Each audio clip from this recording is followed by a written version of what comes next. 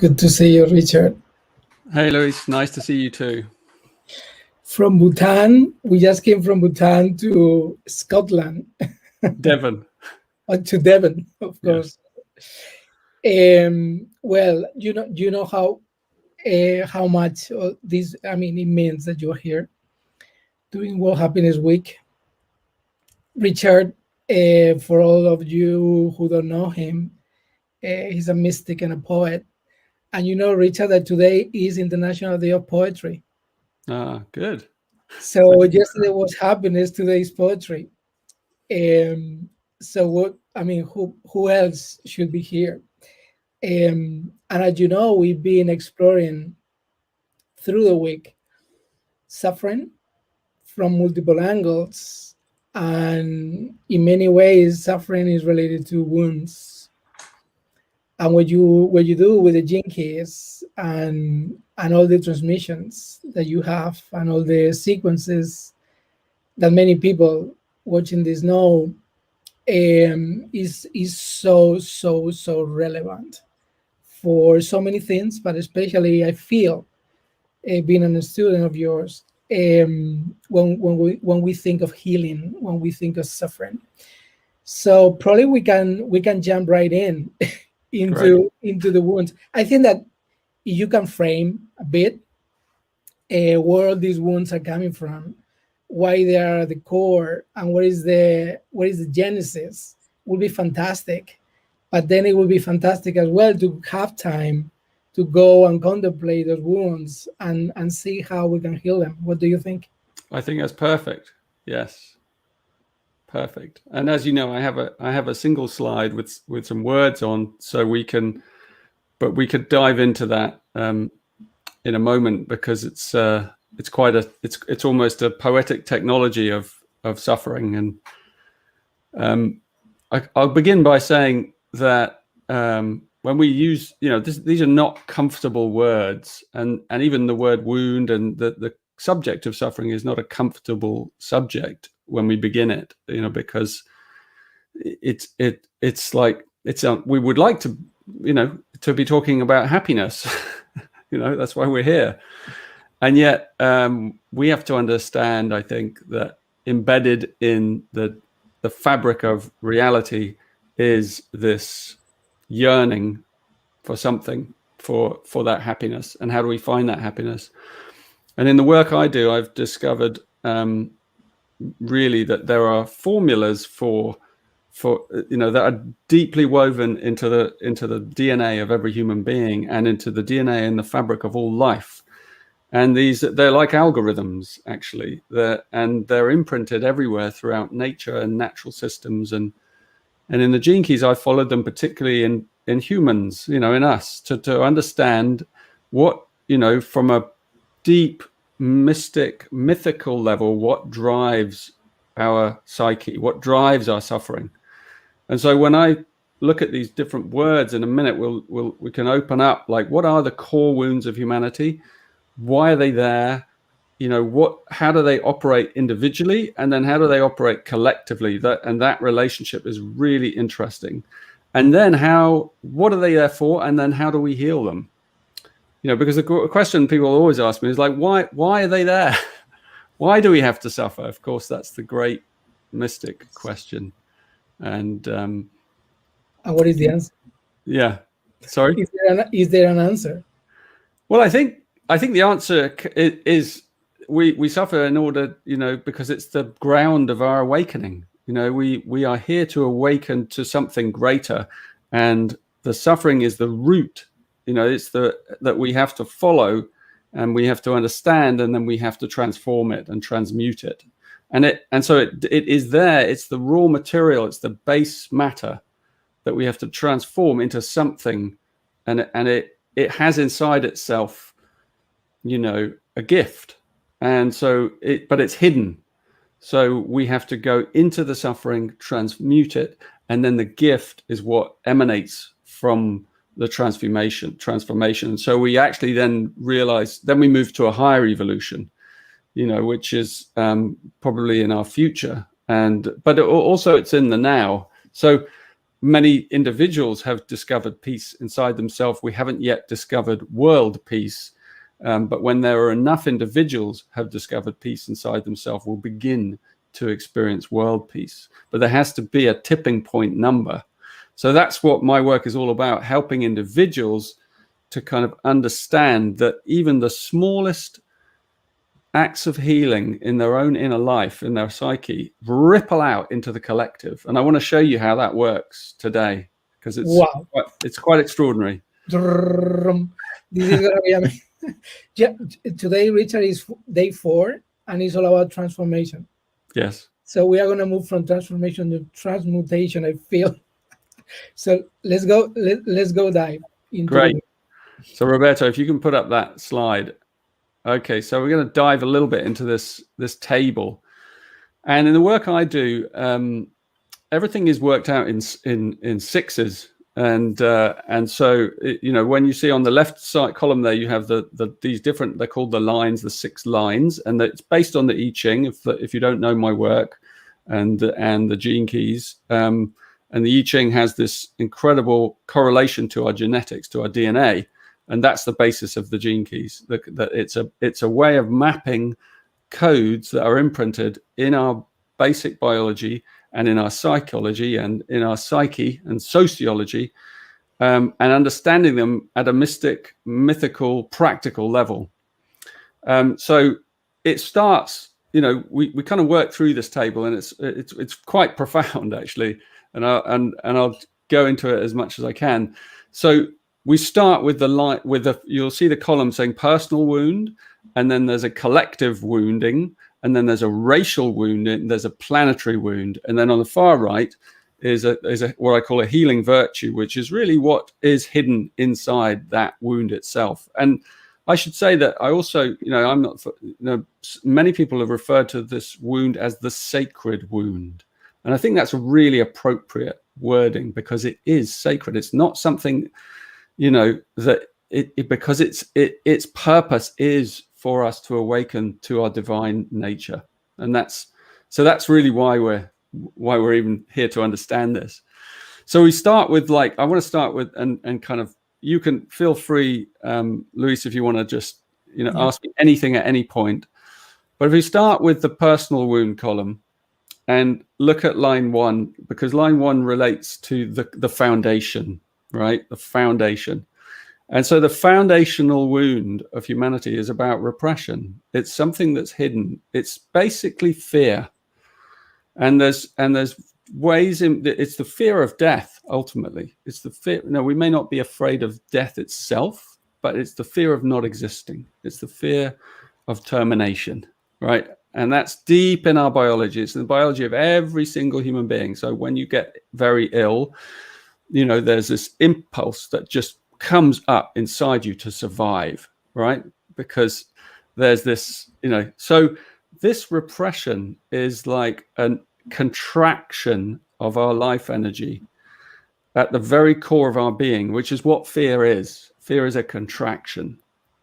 So when you look at, so that's the first line. And I'll go across as well, because you can see that when that ripples out into the collective, it becomes it's even more intense, because everything is accelerated when it goes out into the collective. So that becomes terror, and that terror can be expressed, these are if you look in the racial wounding pattern, you'll see these are ancient patterns that drive us as whole groups, as whole races, as kind of tribal groups, and there's it's the threat of invasion.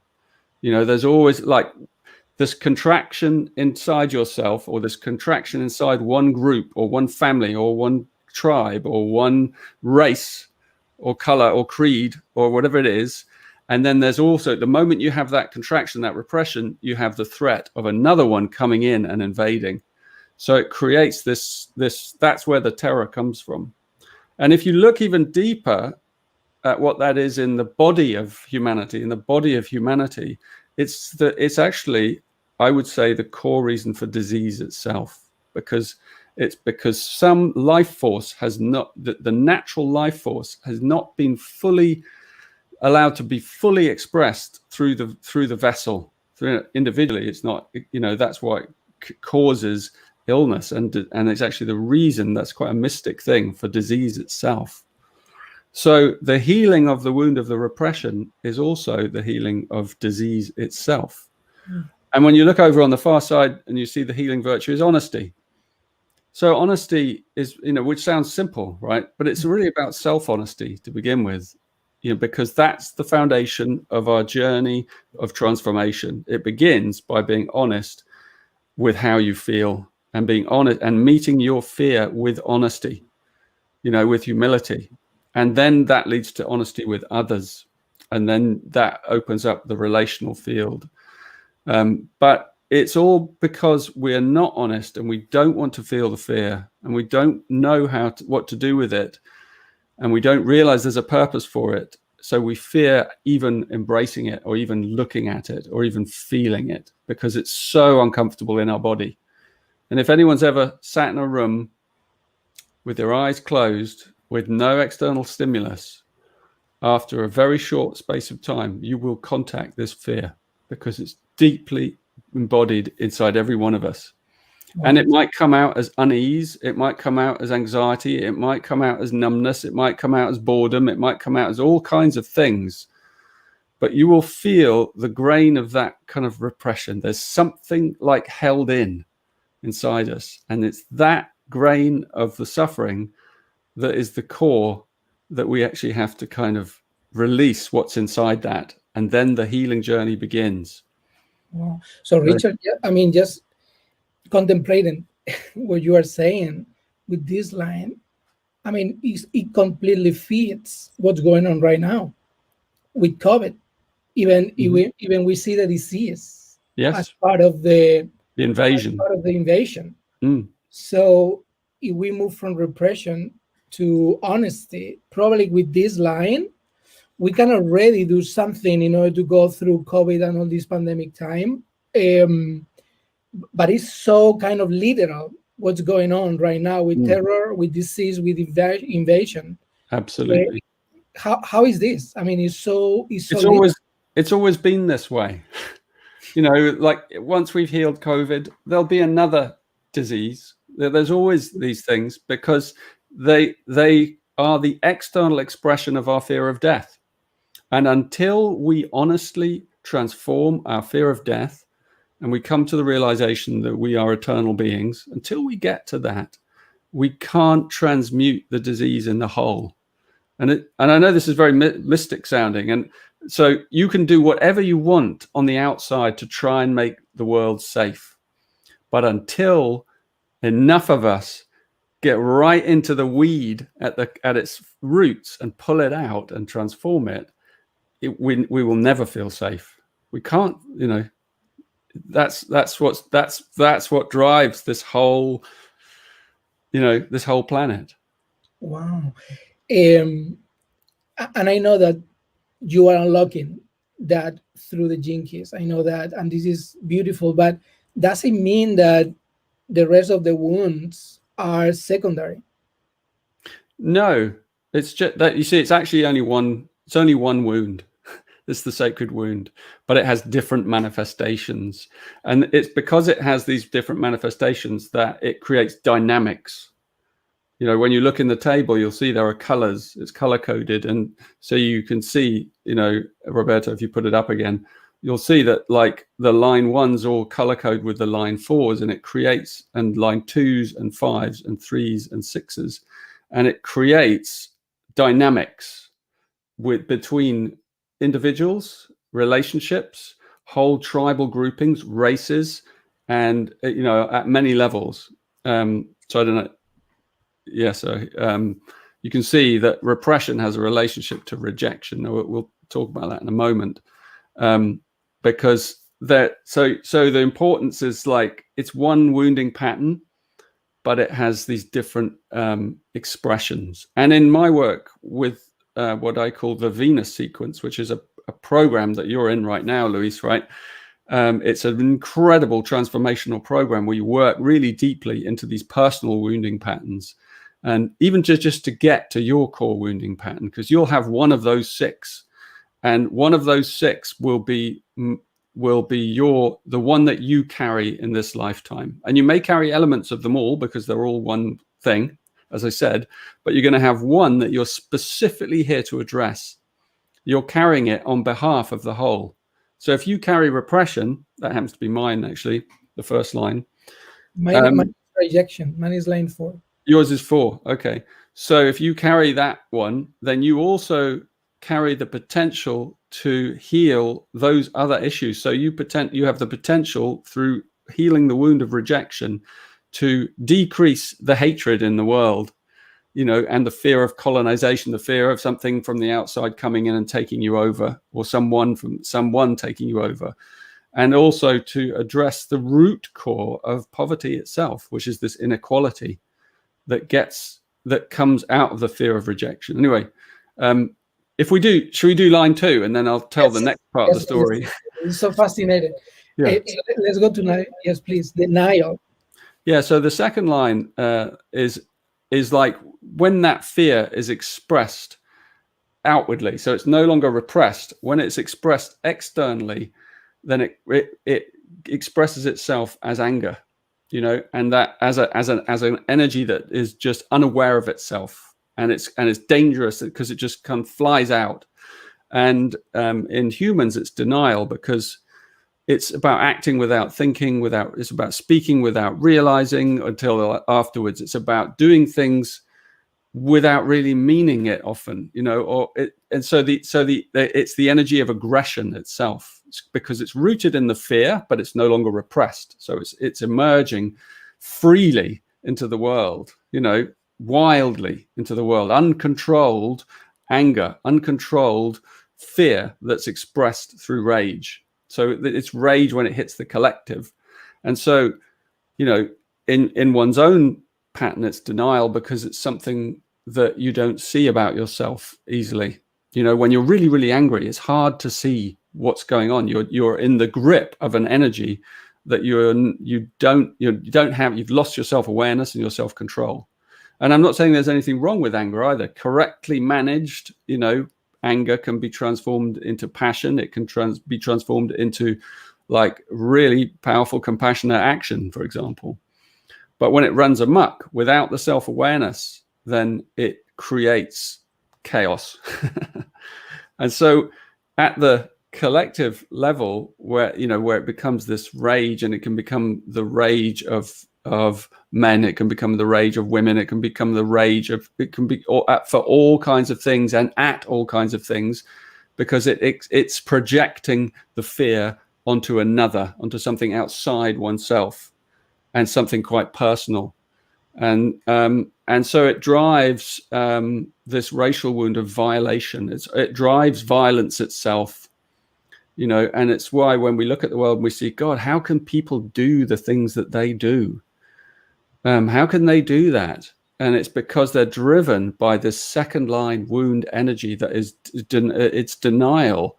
It can't see itself. It's why a whole racial pool of people will literally take it upon themselves to attack another pool of people, to go and to try and sort of, violate or create or put violence onto another group. So it creates this incredible friction in all human beings, and it's because of those acts of violence that it propagates even more fear. So it's a feedback loop. So whenever people follow that energy, and it's a blind energy, then it creates more fear and more terror in the system. And it can be it's all about relationships. This one, see, it's not repressed, so it's about projecting it onto something outside yourself. And we see this in the world all the time, where one person, one group, one race, one whole nation is pitted against another, and there's this kind of and it's rooted in this deep fear that hasn't been honest with itself and has projected out externally its problem, its fear, onto others. And so out of that comes acts of violence. And I don't just mean it can be violence through words. It's all levels of violation in the universe, in the world itself. And ultimately it's violation of the planet, and of resources and things around us. It's because there's that fear that's driving us and makes us compete. Yeah. Well, no, you have to keep going, because okay. I mean, you have the flow, but as I listen, is so with this codex, it's so easy to really interpret what's really going on today in the world. Is like so obvious that this line 1 and 2, and of course all of, but this 1 and 2 especially, are having they are protagonists today in our world. In the deep root of COVID, in the deep root of misunderstanding of what's going on in the world, with nations, with all this separation of power, and the way you explain it really translates what's really going on today in the world. So this is fascinating. So to be in the second line, to really be responsible for your own wounding is the key. And you'll see that the word there is ease, which is like a really simple word. It means, it's like if a person is at ease, then they can't, out of that place, they're no longer kind of in the grip of this energy that's moving through them. So when we create societies where people are deeply relaxed, then this wound will start to dissipate, this particular one, because it really, it's about simplicity. When you have a simpler things and your needs are met, you don't get these horrible stories that occur, because you don't feel, you're not driven by that same energy that's seeking something outside yourself. So a lot of it is about coming into a deeper space inside oneself, a space of contemplation and relaxation, and being able to really breathe and work with your breath and be responsible for your own, body, for your own feelings and not follow them out into the world as projections and action that causes more reaction and difficulty. So it's a very simple, and simple word that there's a whole philosophy in that one short word of ease. And then the line 3 is shame. And, shame is, we each carry shame in different ways. And there's every psychologist or therapist can take you into shame and the layers of shame that we hold because of different things and because of things that happen to us as children. And things that we've done that we regret, and mistakes, and that we carry all that as trauma inside our body, imprinted. And all of that kind of anxiety that we carry, at the collective level, it can become panic, because it's like this collective anxiety that something's wrong with the world. It's a pessimism as well. And you can see our media channels and things really stir this fire of like making us worried and anxious and panicky, and at a level where we feel out of control. We feel the world's out of control. We feel we can't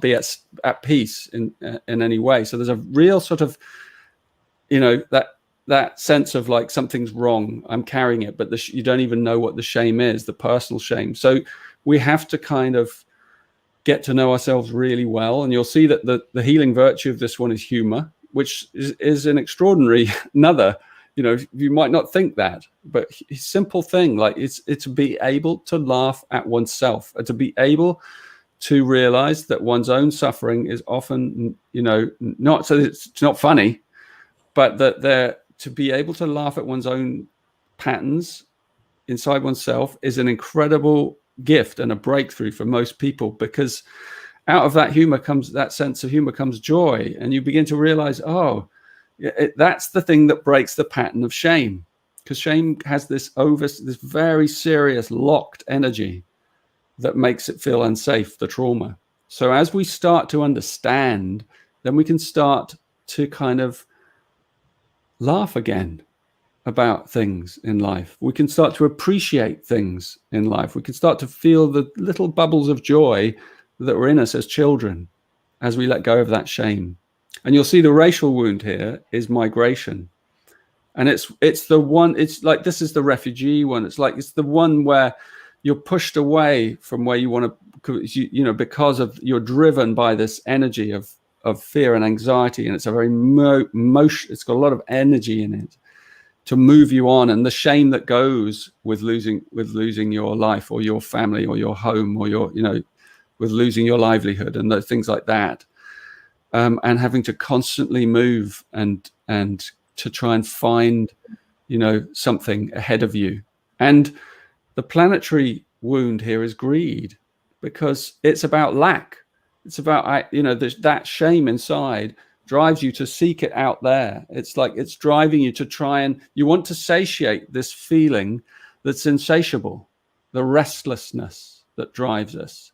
And so you want to fill it from outside. So we try and fill it from outside in all kinds of ways, whether it's through overeating, whether it's through wanting more money, whether it's through wanting more of someone, looking at someone else and I want that, I want this, I want that. It drives us, this hunger for more, but we don't realize that we can never satiate it from the outside. You know, yes, we can feed ourselves and our hunger will go away, but it's deeper than physical hunger. So it drives the movements of change and flow and on our planet, and it forces us from our homes and you know, and we can see again today what greed has done to our planet. You know, like there are many who have a lot and there are then some who have none, and there's no balance in that. And so again, it's not even about blaming those that have or those that haven't. It's a dynamic woven into the basis of our lives. And you know, there's a great, you know, the wound, the most important thing here is to understand that we all carry shame, and that until we can release that shame from inside us, then we break the pattern of greed, that we break that pattern of panic, of like needing to always, we break that restlessness inside us, and then we can finally be at peace inside who we are and relax and accept and let go of that. And then we begin to find that joy and that humor of life again, and that warmth that is such a core part of being a human being, that warmth of the embrace of the friend, of the stranger, and the, you know, that's a deep part of who we are. I love this line, and because humor is something that can be trained in many ways. So actually, even if we have to start somewhere, we always talk about awareness. Awareness is the first step. But if actually we have to do something in order to start making a difference somewhere, maybe humor is one of those where we can start in a subtle way to change things. So actually last night we have a comedy night, and it's so amazing when people start laughing, just start expanding in many ways. Yeah. So I'm trying to think when you talk different ways to be very practical and very efficient in the way we are going to be healing the planet. But let's keep going. Yeah. Line number 4. I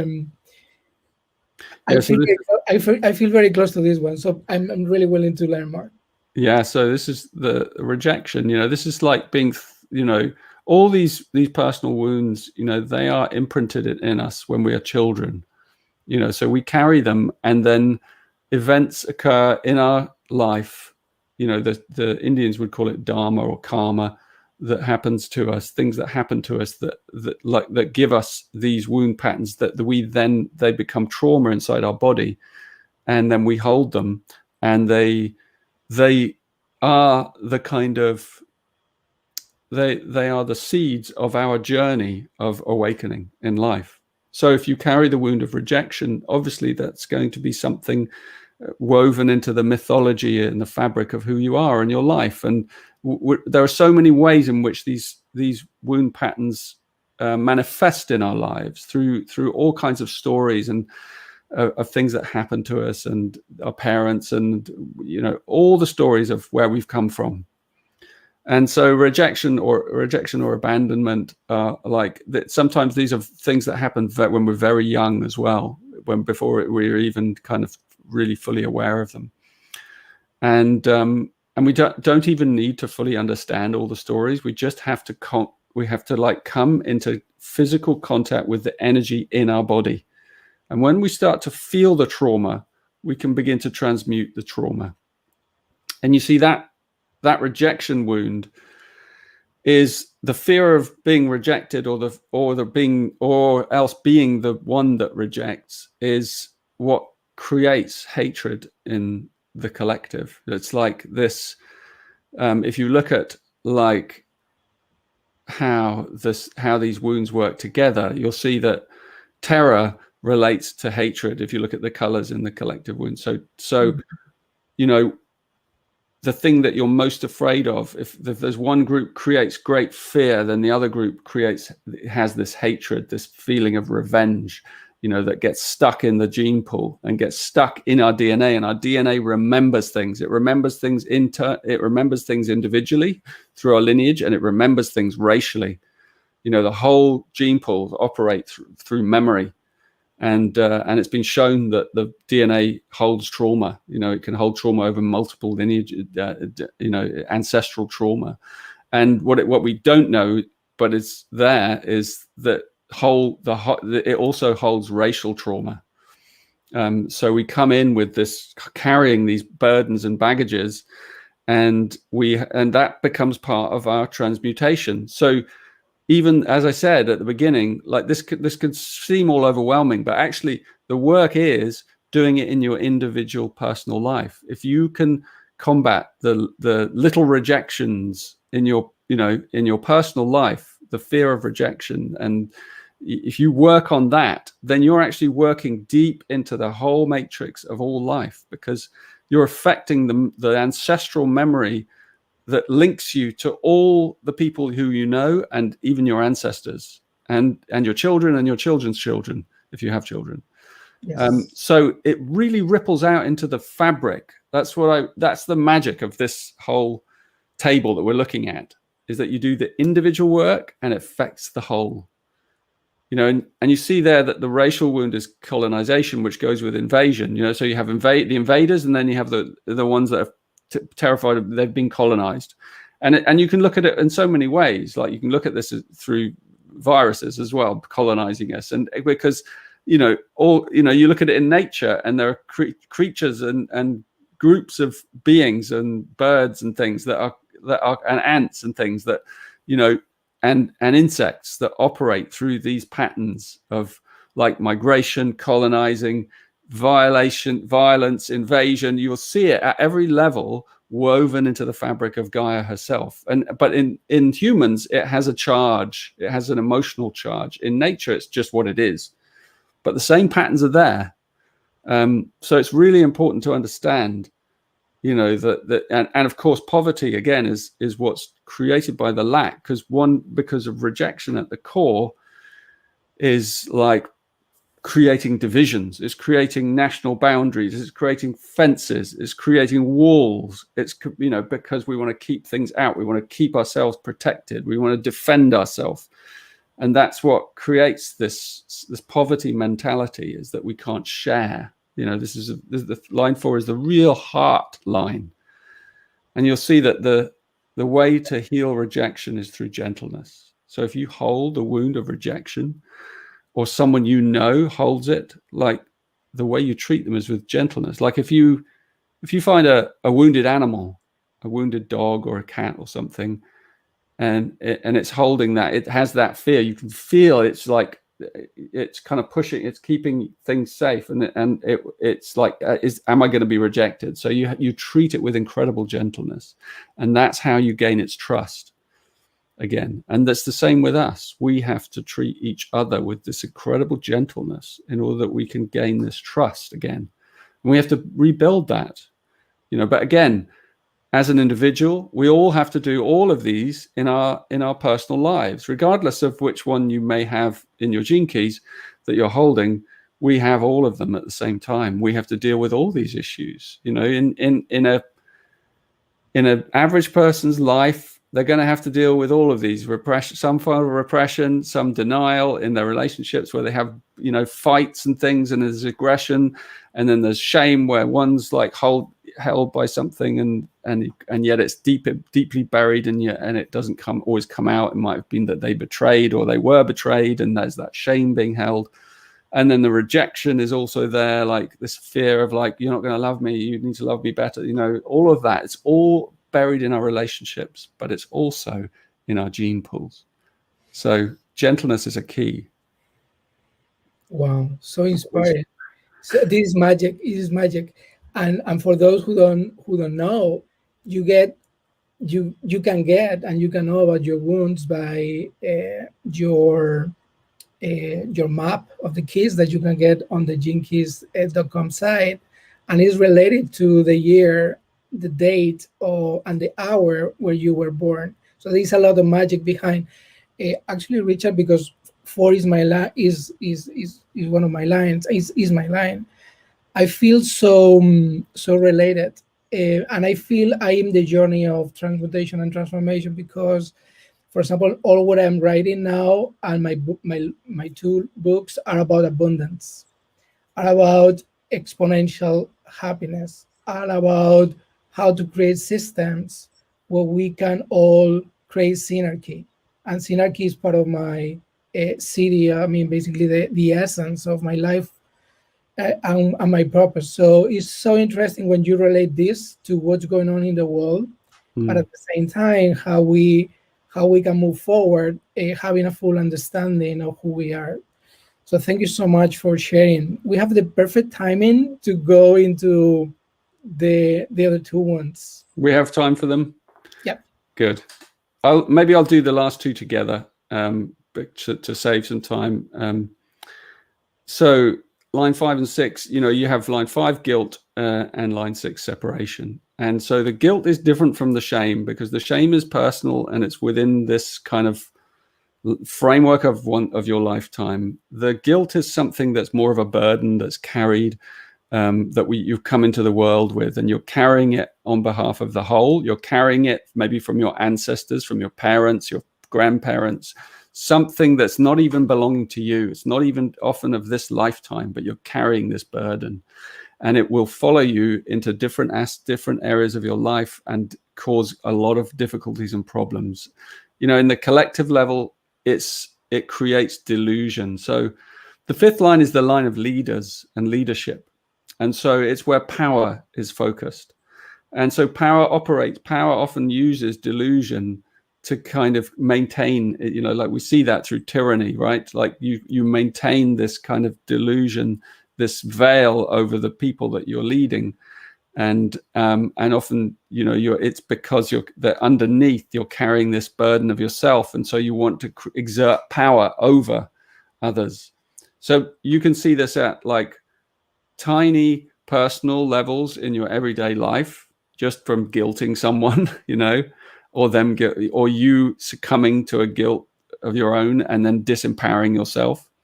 Or you can see it collectively, you know, through tyrannical places where power is centralized and controlling. You know, you might see it through big monopolies in the world where things are being controlled and whole groups are being controlled. And it's what actually at the great deepest level, it gives rise to war itself. So you have these wounds: disease, violence, greed, poverty, war. War is the 5th line wound. And it's deeply related to, you know, certain leaders. It's often certain people that create wars, you know, and the war, you know, it's like because of something that they're carrying from their childhood. And it's often that one wars are often caused by one person. It's in history we see that it's like by one person and their burden that they carry, but they're carrying it in a way. The energy is already there for all of us. You know, like it's a part of that wound is part of all of us as well. So it's something, it can be unlocked in lots of different ways, and obviously forgiveness is what's essential. I mean, you might say debt is also a way in which the fifth line controls and holds power over through holding people in debt. It's like, can be like financial debt, or it can be emotional debt. It can be, because it's the debt of guilt. It's like this, you're holding someone in this illusion that there's this power you have over them. And so, and you can see how it relates to the denial or the violation, or the violence, of the second line. So forgiveness is the golden key here, because, until you can totally forgive yourself, you can't release this kind of debt of guilt that you carry. So you have to forgive yourself, and then you have to forgive others as well often. And you have to realize that the whole kind of movie of what I'm explaining here, of the movie and the drama of humanity's pathway to awakening, it operates through these keys and codes. And so we have to see them impersonally and go, well, that's, if I can forgive myself in my own life, I begin to change the whole world. If I can forgive someone externally, then I can begin to change the whole world. So that's how this works. And then the final line, sixth line, is separation. And so it has a relationship to shame and this kind of, this sense that, you kind of keep yourself outside, you're always like on the outside. So the sixth line is the outsider. It's the person that always feels like they're an outsider, the odd one out. And when you take that same energy into the collective, it becomes this, it's this terrible wound of annihilation. So you see it with panic and annihilation. You can just see, like, there are certain migration. You get to see that there are certain energies that come up into the gene pool that are rooted in this racial wound of indifference, like to exterminate an entire other group of people through indifference, and it is this wound of separation that creates this kind of the deepest wound, in a way, is indifference, because it's like you've got to be really cut off from your humanity to be able to, enter into that. And that can actually, infect an entire gene pool. As we know through history, we've seen it a lot. And you see certain races connected in karmic wounds together, and and they're kind of in dynamics, and the memory is still there because there hasn't been the forgiveness, and so that it keeps us separate. It keeps us feeling separate, believing we're separate, all because of this core wound of repression at the beginning.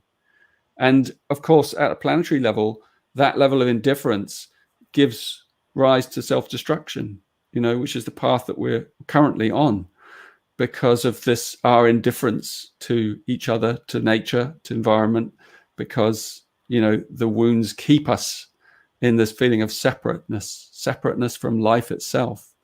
And of course, the ultimate healing virtue is to care, is to care about others. It comes out of, that's what love is. It's to care for others. It's to care for the things around you, to care for your environment, to care about yourself, to care about everything, to care about your body, to care about health, to care about, and, so this is the whole journey of our healing, to come from, like, to heal this sacred wound with its different patterns and how it connects us in these different ways.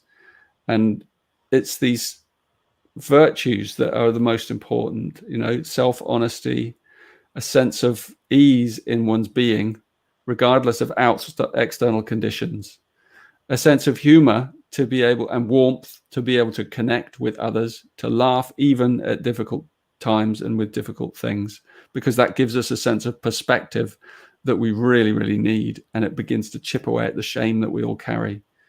And then gentleness, whenever we feel that fear of rejection, that fear that we may be, kicked out of our heart, that another may hurt us, and we treat ourselves with gentleness first, and then others as well. And then that gives rise to forgiveness, and ultimately it awakens our heart, so that the natural human state is to care deeply for all life. So if you have all your needs met, your deep emotional needs, you will care deeply for others and for life and animals and the creatures and the birds and the plants and the things around us.